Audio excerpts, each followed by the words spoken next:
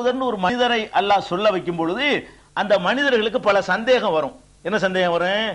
இவர் என்ன அல்லாஹ்வுடைய தூதருங்கிறாரு, சாப்பிட்றாரு நம்மள மாதிரி.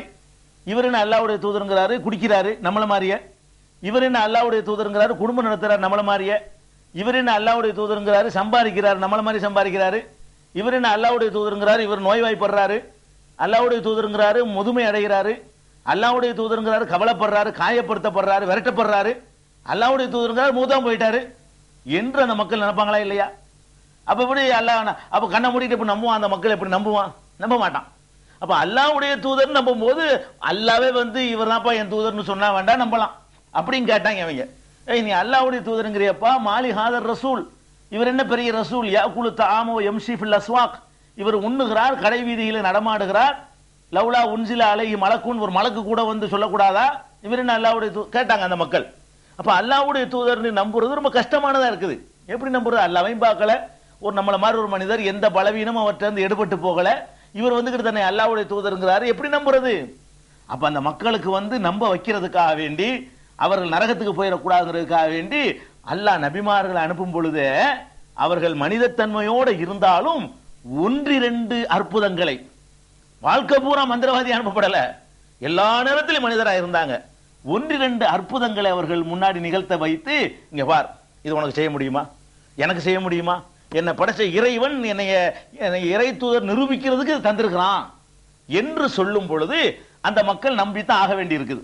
மூசா நபி அவர் கைத்தடியை போட்டோன்னு பாம்பா மாறுது, இது எப்படி நடக்கும்?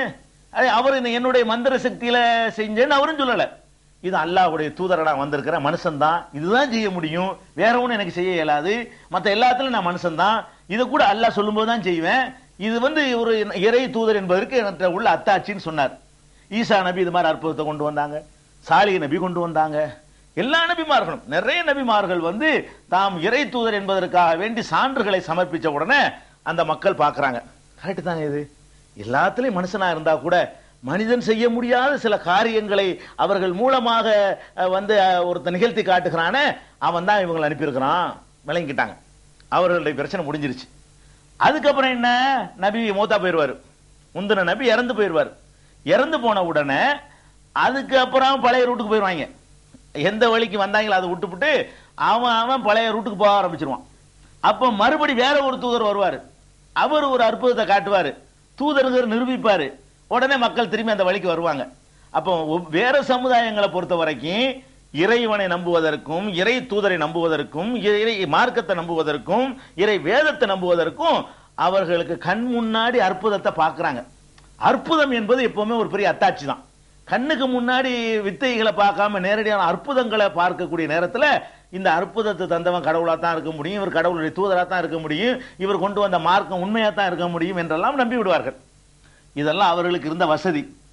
முஹம்மது ஸல்லல்லாஹு அலைஹி வஸல்லம் அவர்களை பொறுத்த வரைக்கும் என்ன, அவங்க கடைசி நபி, அவர்கள் அற்புதத்தை செஞ்சு காட்டிய நம்ப வச்சிருந்தா கூட அதை நீங்க பார்க்க முடியாத, அவங்க தானே பார்த்திருப்பாங்க. நபி ஸல்லல்லாஹு அலைஹி வஸல்லம் அவர்கள் அற்புதங்களையே நிகழ்த்தி காட்டி அன்றைக்கு இருந்த மக்களை அல்லாஹ்வுடைய தூதர் என்று நம்ப வச்சிருந்தா கூட அவர்கள் நம்பிடுவாங்க. நம்ம நீங்க வேண்டாம் சொல்லி தந்த அடிப்படையில் நம்பிடலாம். ஒரு முஸ்லிம் அல்லாதவர் என்ன செய்வாங்க, இந்த அற்புதங்கள் நிகழ்ந்ததுன்னு நீங்க அவர்கிட்ட சொல்லும் பொழுது இதை விட ஜாஸ்தியா எங்க நாங்க எழுதி வச்சுக்கிறோமேன்னு காட்டுவாங்களே. எழுதித்தானுங்க வச்சுக்கிறீங்க, அந்த அற்புதம் நடந்துச்சு, இந்த அற்புதம் நடந்துச்சுன்னு எழுதி வச்சிருக்கிறீங்களே தவிர இது மாதிரி தான் எல்லாரும் எழுதி வச்சுக்கிறாங்களே, உங்களுக்கு மட்டும்தான் இருக்குதா, உங்களை எல்லாம் மிஞ்சக்கூடிய அளவுல நாங்க எழுதி வச்சுக்கிறோமே என்று கேட்க மாட்டார்களா? அப்ப முஹம்மது ஸல்லல்லாஹு அலைஹி வஸல்லத்தை அல்லாஹ்வுடைய தூதர் நம்புறதா இருந்தா நம்ம கண்ணு முன்னாடி பார்ப்பது இருக்கணும். அல்லாஹ்வுடைய வேதத்தை நம்புறதா இருந்தா அதுக்கு நம்ம கண்ணு முன்னாடி ப்ரூஃப் இருக்கணும். என்ன ப்ரூஃப் உங்கள்ட்ட இருக்குது? எப்படி நீங்க அல்லாஹ்வுடைய தூதர்னு அவரை நம்புறீங்க? வரலாறு வச்சு தான் நம்புறீங்க. வரலாறு வச்சு நம்புறது சரியா வராது. வரலாறு வச்சு நம்பினாலும் அது மட்டும் போதுமானதா இருக்காது. அது உண்மையான வரலாறுன்னு ப்ரூவ் பண்றதுக்கு புறச்சான்றுகள் நிறைய கொண்டு வரணும். அப்ப அல்லாஹ், அப்ப நம்ம வந்து இந்த வேதத்தை வந்து விளங்கி சிந்திச்சு நம்பணும், ஆராய்ச்சி பண்ணி நம்பணும், இது அல்லாஹ் தான் கொடுத்தான் என்று நம்பணும். அப்படின்னு சொன்னா அதுக்கு வந்து நம்ம கண்ணு முன்னாடி வந்து சான்றுகள் இருந்தால் மாத்திரம்தான் நம்ப முடியும். கண்ணு முன்னாடி உள்ள சான்று என்ன? பல வகையான சான்றுகள் இருக்கலாம். முஹம்மது ஸல்லல்லாஹு அலைஹி வஸல்லம் அவர்களை பொறுத்த வரைக்கும் அவர்களுக்கு கொடுக்கப்பட்ட ஒரே அற்புதம் வந்து, நிறைய அற்புதங்கள் கொடுக்கப்பட்டுச்சு, கியாமத் நாள் வரைக்கும் நிலைத்து நிற்கக்கூடிய ஒரே அற்புதம் அல்லாஹ் குர்ஆன் தான். குர்ஆன்ங்கிற வேதத்தை கொடுத்து இந்த இருக்கு போ, இதை கியாம நாள் வரைக்கும் வச்சுக்க, இதுதான் அற்புதம் அப்படின்னு சொன்னான். அதே மாதிரி முகமது ஸல்லல்லாஹு அலைஹி வஸல்லம் அவர்களை அல்லாஹ்வுடைய தூதராக நியமித்து அவர்கள் வழியாக பல செய்திகளை அல்லாஹ் உலகத்துக்கு சொல்ல சொன்னான். அந்த செய்திகளும் அற்புதம் தான். அல்லாஹ்வுடைய வேதமும் அற்புதம், அவர்கள் சொன்ன செய்திகளும் அற்புதம்.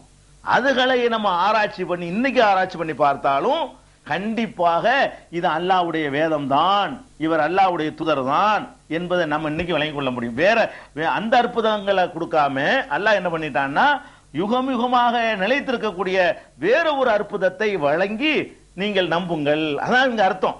நீங்க அல்லாஹ்வை நம்பணும், சிந்திச்சு நம்பணும்னா முகமது ஸல்லல்லாஹு அலைஹி வஸல்லத்தை அல்லாஹ்வுடைய தூதர் நம்பணும்னு சொன்னா, திருமறை குர்ஆன் அல்லாஹ்வுடைய வேதம் நம்புறதுன்னு சொன்னா, அதை விளங்கி நம்புறதுன்னா என்ன? நீங்கள் அதை ஆய்வு பண்ணி பார்க்கணும். ஒவ்வொரு வசனத்தை எடுத்து ஆராய்ச்சி பண்ணி பார்க்கணும். நபிகள் நாயகம் ஸல்லல்லாஹு அலைஹி வஸல்லம் ஒவ்வொரு போதனையை எடுத்து பார்க்க வேண்டும். பார்த்துட்டு எப்படி இது நடந்துச்சு, எப்படி இது சாத்தியம், இது எப்படி ஒரு மனிதனால் முடியும், கடவுளால் இல்லாமல் முடியாத காரியமாக இது இருக்குது, இது கடவுள்கிட்ட வந்திருந்தால் மாத்திரம்தான் இது சாத்தியமாகும் என்று சொல்லக்கூடிய பல சமாச்சாரங்கள் குர்ஆன் முழுவதும் பரவி கிடக்கின்றன. இன்றைய விஞ்ஞான உலகம் எதையெல்லாம் கண்டுபிடித்திருக்கிறதோ அந்த உண்மைகள் திருக்குர்ஆன்ல பரவி கிடக்கின்றன.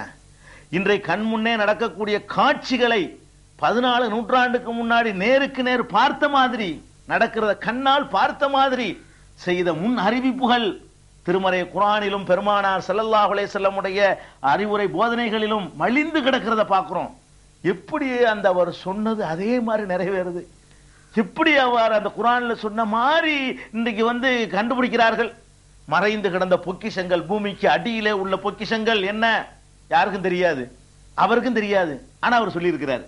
வானத்துக்கு மேலே உள்ள பொக்கிஷங்கள் என்ன யாருக்கும் தெரியாது, அவருக்கும் தெரியாது, ஆனா அவர் சொல்லி இருக்கிறார். ஒரு 1000 வருஷத்துக்கு முன்னாடி என்ன நடக்கும் அவருக்கும் தெரியாது, உங்களுக்கும் தெரியாது, ஆனா அவர் சொல்லிட்டு போயிருக்காரு. 1000 வருஷத்துக்கு பின்னாடி என்ன நடக்கும், 2000 வருஷத்துக்கு பின்னாடி என்ன நடக்கும், எனக்கு பிறகு என்னென்ன காட்சிகளை எல்லாம் இந்த உலகம் சந்திக்கும் என்று சொன்னாரோ அதெல்லாம் அவருக்கு தெரியாது, மனிதர் என்ற முறையில் தெரியாது. அல்லாஹ்வுடைய தூதர் என்ற முறையில் அல்லாஹ் அறிவித்து கொடுத்த வகையில அந்த மாதிரியான சமாச்சாரங்களை ஏராளமாக பெருமானார் ஸல்லல்லாஹு அலைஹி வஸல்லம் அவர்கள் சொல்லி சென்றிருக்கிறார்கள். அப்ப குர்ஆனை மார்க்கத்தை நம்புறதுக்கு நாம் இந்த அளவுகளை கையில் எடுத்து நம்பணும். சரி, எதுக்கு இப்படி நம்பணுங்கிறோம், அதை விளங்கிக்கணும். பயன் என்ன?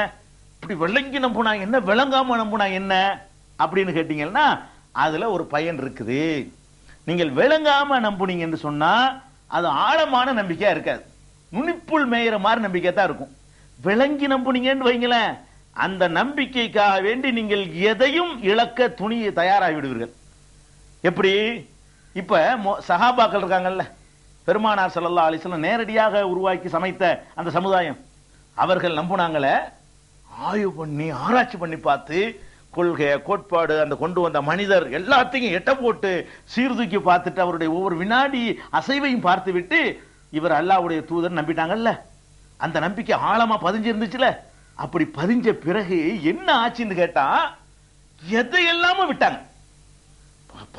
பரம்பரையா ஊறி போன குடிப்பழக்கம், முடா குடியர்கள் சொல்லுவாங்களே, அதுக்கு ஒரு சிறந்த உதாரணமா அந்த சமுதாயம் திகழ்ந்தது. அந்த முடா குடியர்களை திருத்துறதுக்கு கம்போ சாட்டோ எடுக்கவில்லை. விலகி கொள்ள மாட்டீர்களா ஹல்லன்து முன்தகூன், நீங்கள் விலக மாட்டீர்களான்னு ஒரு கோரிக்கை தான். இதை சொல்றவன் யார் என்று பார்த்து விட்டுட்டாங்க. உடனே இதை சொல்றவன் யார், படைச்சவன் சொல்றான். நம்பிக்கை ஆழமா பதிஞ்சதை விளங்கி நம்புனதுனால ஏற்பட்ட ரிசல்ட் என்ன, அப்படி விடுறாங்க.